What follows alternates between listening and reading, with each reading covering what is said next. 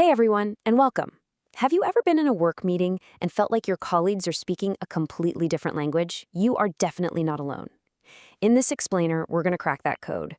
We're diving into the world of business idioms so you can speak with way more confidence and clarity. So have you ever heard a sentence like this? We need to touch base and get the ball rolling, but let's make sure we're on the same page before we raise the bar.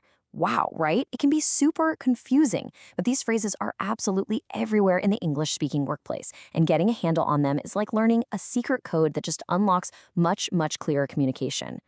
Babe, don't you worry, because we're going to crack that code together.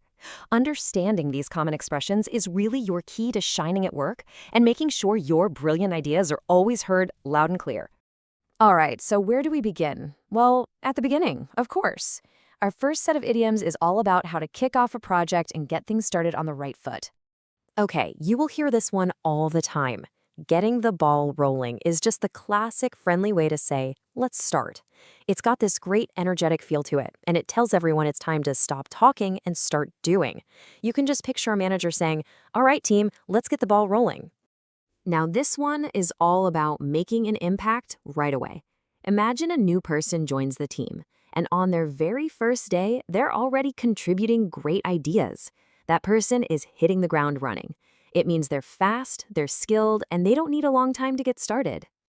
Oh, I love the story behind this one.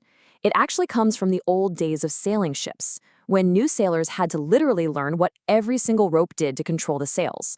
So today, when you're learning the ropes, you're just figuring out how things work at a new job, all the official rules and the unwritten ones too. Okay, time for a quick quiz. Which of these idioms means to start a project? Is it A, learn the ropes, B, get the ball rolling, or C, hit the ground running?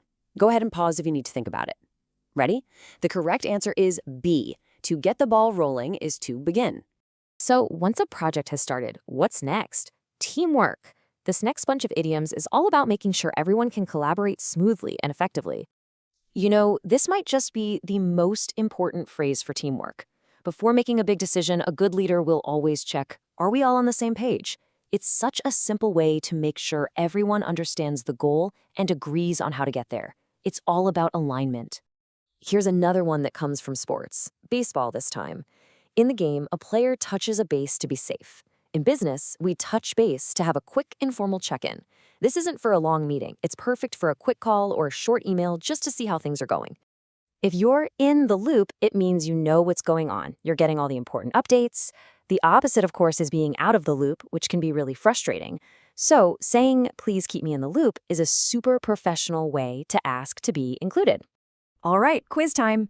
A colleague says to you, please keep me in the loop. What are they asking for? A, to be left alone. B, to receive updates. Or C, to start a new project.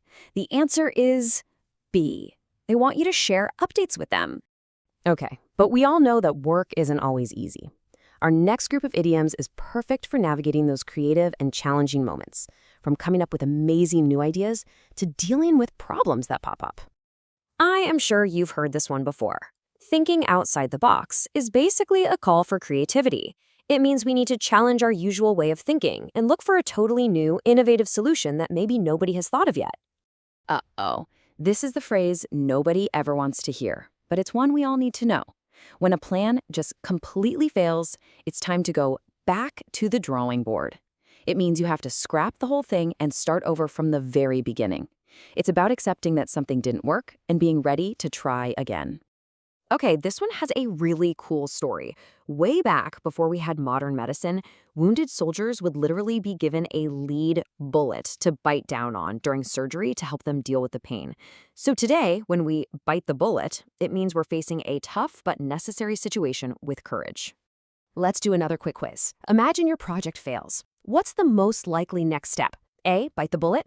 B, think outside the box. Or C, go back to the drawing board. Pause and think. The answer here is C. If it fails, you often have to go back to the drawing board. Every company has its rules and its standards. This next set of idioms is all about how we talk about those procedures and the huge difference between doing high-quality work and, well, not so high-quality work. When you do something by the book, you are following the rules perfectly. No shortcuts, no bending the rules, nothing. This is absolutely essential in areas like finance, safety, or law, where every little detail matters. And here is the exact opposite. Cutting corners is a very, very negative phrase. It means you're taking the easy or cheap way out, and usually that means you're sacrificing quality or even safety to save a little time or money. It almost never ends well. This phrase comes to us from sports, like the high jump event. To raise the bar just means to set a new, higher standard for everyone. It's all about pushing for better performance and achieving excellence. Okay, time for a quiz. Which one of these phrases has a negative meaning? Is it A, raise the bar, B, by the book, or C, cut corners? The correct answer is C, cut corners. It always implies that the quality of work is poor. For our final section, let's talk about what all this work is for. The effort we put in and the results we get out. Here are some fantastic idioms for talking about hard work and the final outcome. This is such a great compliment to receive.